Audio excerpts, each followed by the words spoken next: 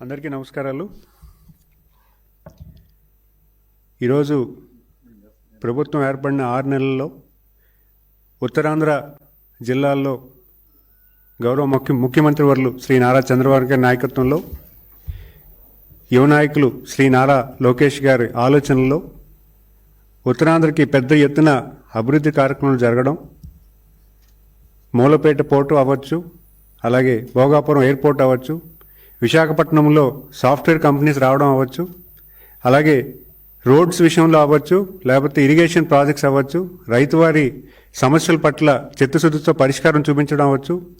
ఇవన్నీ కూడా ఉత్తరాంధ్రలో ఒక కొత్త నాయకత్వం ఏర్పాటు చేస్తూ ఒక కొత్త మంచి ఆలోచన, అభివృద్ధి పట్ల ఉన్నటువంటి మంచి ఆలోచనతో ఈరోజు రాష్ట్ర ప్రభుత్వం కూటమి ప్రభుత్వం పెద్ద ఎత్తున ఒక మంచి పేరు తెచ్చుకునే క్రమంలో ఈరోజు ప్రతిపక్షం ఎవరైతే మీడియా వాళ్ళు ఉన్నారో ఒక గడిచిన 2 రోజులుగా ఒక ప్రచారం ఏదైతే చేస్తున్నారో దాన్ని పూర్తిగా నేను ఖండిస్తున్నాను. ఏదైతే వాస్తవాలు లేకుండా పూర్తిగా న్యూస్ ఏదైతే పబ్లిష్ చేస్తున్నారో, ఒక సోషల్ మీడియాలో మొదలైన న్యూస్ని వ్యతిరేకించి ఒక పెద్ద ఎత్తున దాని సెన్సేషన్ క్రియేట్ చేస్తూ యువ నాయకత్వాన్ని, అలాగే జిల్లాలో ఏర్పడినటువంటి ఈ కొత్త నాయకత్వాన్ని బలహీనం చేద్దామన్న ఆలోచనతో ఈరోజు ఒక దుష్ప్రచారం చేస్తున్నారు.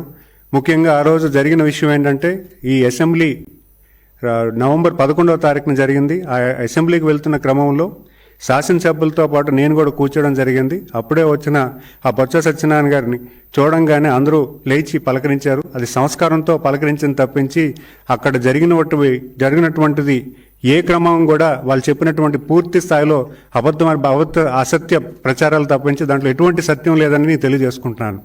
ఈరోజు ఉత్తరాంధ్ర జిల్లాల్లో మంచి వాతావరణం, కుటుంబ పరిపాలన నుంచి కూటమి పరిపాలనలోకి వచ్చాం.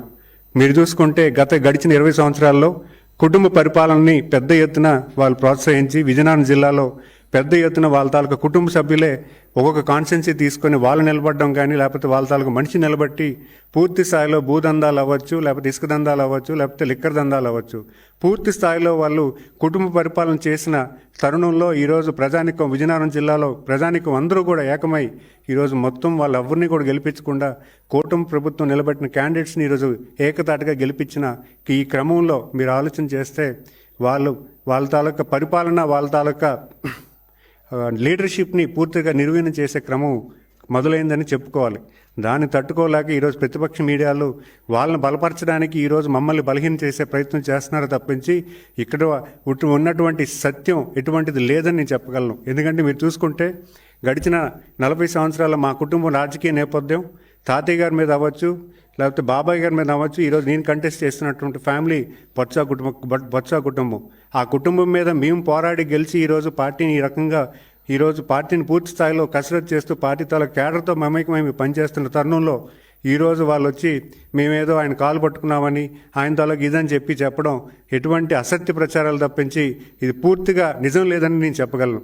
అంతేకాకుండా గడిచిన 20 సంవత్సరాల్లో విజయనగరం ప్రజానికం ఆ కుటుంబానికి 3 సార్లు మంత్రి పదవి కానీ, 3 సార్లు ఎంపీ కానీ, 3 సార్లు జిల్లా పరిషత్ కానీ ఇవ్వడం జరిగింది. అయితే విజయనగరం జిల్లాకి వాళ్ళు తీసుకొచ్చింది ఏంటని నేను అడుగుతున్నాను. విజయనగరం జిల్లాలో ఎటువంటి అభివృద్ధి తీసుకొచ్చారు? వాళ్ళు కుటుంబ పరిపాలన చేసుకొని జిల్లా మొత్తం దోచుకున్నారా కానీ ఈరోజు కుటుంబాన్ని విజయనగరం జిల్లాకు కానీ, జిల్లా వాసులకు కానీ ఆర్థిక అభివృద్ధి కానీ ఎటువంటి అభివృద్ధికి తీసుకొచ్చారని నేను అడుగుతున్నాను. ఎటువంటి పరిశ్రమలు తీసుకొచ్చారా? లేకపోతే ఈరోజు మీరు చూసుకుంటే ఈరోజు కూడా విజయనగరం జిల్లాలో చాలామంది వలసలు వెళ్ళిపోయి పనిచేస్తున్నారు.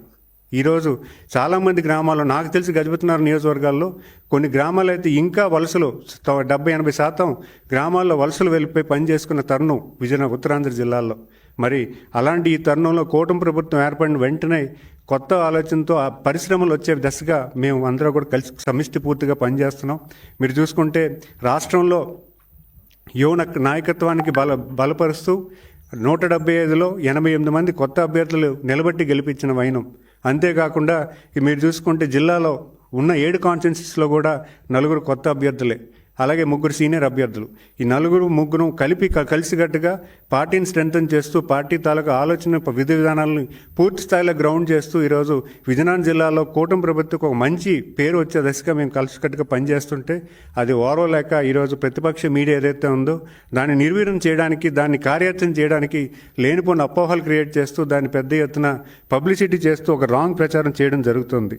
ఈరోజు మీరు చూసుకుంటే ఇలాంటి ప్రచారాలు ముఖ్యంగా నేను చెప్పేది ఏంటంటే కార్యకర్తల తాలూకా మనోభావాలు దెబ్బతీసే దిశగా ఈరోజు ఒక రాంగ్ మీడియా రాగానే కార్యకర్తలకి ఒక అపనమ్మకం క్రియేట్ చేసి వాళ్ళకి ఆసక్తి వార్తలు తెలియజేసి వాళ్ళ తాలూకు ఐక్యతను దెబ్బ కొట్టే. ఎందుకంటే ఈరోజు 92% మ్యాండేట్ కూటమి ప్రభుత్వానికి ప్రజలు మ్యాండేట్ ఇచ్చారు.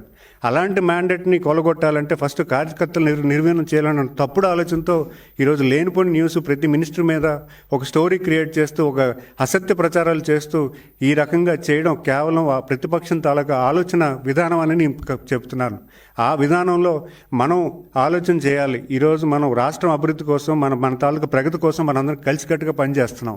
ఇలాంటి పరిస్థితుల్లో వాళ్ళు ఇచ్చిన వార్తలు బేస్ చేసుకుని బేస్లెస్ వార్తలు మనం పట్టించుకొని మనం వెనకబాటు వెళ్ళే పరిస్థితి మనం కార్యాచరణ చేయకండి. ఇది ఈరోజు నాకు జరిగింది. రేపొద్దున ఇంకో మంత్రి కావచ్చు, ఇంకో ఎమ్మెల్యేకి చేయొచ్చు.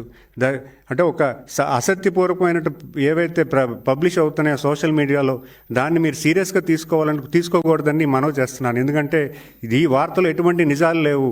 ఈ వార్తలు కేవలం ఏంటంటే ఒక పర్సన్ ఇంట్రెస్టో లేకపోతే ఒక పార్టీ ఇంట్రెస్ట్ మీద వెళ్ళే ఈ న్యూస్ తప్పించి దీనివల్ల ఎటువంటి నిజాలు లేవు. దానికి కావాల్సిన ప్రూఫ్స్ కూడా వరదలు లేవు. అలాంటి అసత్య ప్రచారాలను మీరందరూ కూడా భవిష్యత్ కాలంలో మీరు ఆలోచన చేయండి. మేము ఖచ్చితంగా ఒక మంచి లీడర్షిప్ విజయనగరం జిల్లాలో ఏర్పాటు చేయడానికి మేమంతా కలిసికట్టుగా పనిచేస్తున్నాం. భవిష్యత్ కాలంలో విజయనగరం జిల్లాని ఒక మంచి ప్రగాఢం అభివృద్ధిలో ముందుకు తీసుకెళ్తూ ఒక మంచి రాష్ట్రంలోనే ఒక మంచి జిల్లా కింద ఏర్పాటు చేసే జిల్లా అభివృద్ధి పట్ల లేకపోతే అవకాశాల పట్ల పూర్తి స్థాయిలో మేము పనిచేయడానికి సిద్ధంగా ఉన్నాం. అలాగే మేము చెప్పాలంటే బొత్స సత్యనారాయణ గారు ఈరోజు మీరు చూసుకుంటే ఎంతమంది అభివృద్ధి ఈ జిల్లాకు తీసుకొచ్చారు, ఎంత అభివృద్ధి తీసుకొచ్చారు, ఆయన ఏ రకంగా అభివృద్ధి వచ్చే వాళ్ళని ప్రోత్సహించారు. వాళ్ళ కుటుంబ సభ్యులు ఎంతసేపు వాళ్ళకేంటని చేసుకున్నారు తప్పించి జిల్లాకి ఏం చేయలేదని చెప్పడంలో నేను ఘనంగా చెప్పగలుగుతాను. అంతేకాకుండా వాళ్ళు చెప్పిన స్కామ్స్ అయితే చాలా ఉన్నాయి, కానీ అవన్నీ వివరిస్తాను.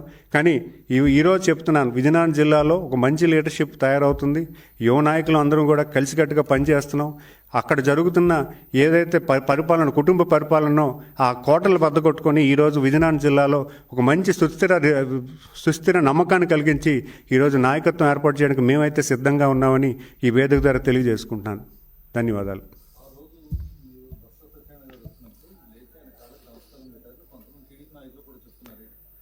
అది అసత్యవాదం సార్. ఎందుకంటే ఈరోజు నాకు జన్మనిచ్చిన తల్లిదండ్రులకు కానీ లేకపోతే నాకు బతుకునిచ్చిన వాళ్ళకి నేను కాళ్ళకి దండ పెడతాను. కానీ ఒక అపోజిషన్ కుటుంబం, ఒక అపోజిషన్ ఫ్యామిలీ ఎవరైతే ఉన్నారో గత 40 సంవత్సరాలుగా వాళ్ళతో పోటీ చేస్తున్న వాళ్ళు ఉన్నారో వాళ్ళకి కాళ్ళకి దండం పెట్టాల్సిన అవసరం నాకేముంది? అది కనీసం ఆలోచన చేస్తే దానికి సమాధానం దొరుకుతుందని భావిస్తున్నాను. నాతో పాటు మన బండారు సత్యనారాయణ గారు ఉన్నారు, అలాగే మన వంశీకృష్ణ యాదవ్ గారు కూడా ఉన్నారు.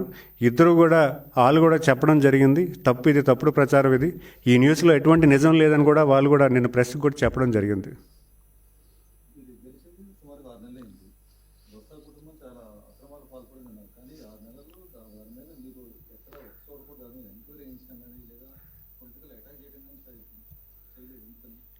సార్, ఇష్యూస్ అన్నీ కూడా మా నోటీస్లో ఇచ్చిన ఇష్యూస్ అన్నీ భూదందాల ఇష్యూస్ ఆల్రెడీ వచ్చాయి. ఒక 2 ఇష్యూస్ వచ్చాయి మా నోటీస్లోకి. దాన్ని పర్యవేక్షించమని జేసీ గారికి ఇవ్వడం జరిగింది.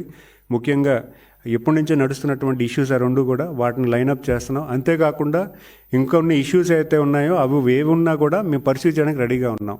ఈరోజు వాళ్ళ దగ్గర చాలామంది భూదందాలు వాళ్ళ అమాయకులు చాలామంది కూడా అక్కడ అన్యాయమైన వాళ్ళు ఎవరైతే ఉన్నారో వాళ్ళు మా నోటీస్ తీసుకొస్తున్నారు. దాన్ని పరిష్కరించడానికి మేము పనిచేయడానికి సిద్ధంగా ఉన్నాం.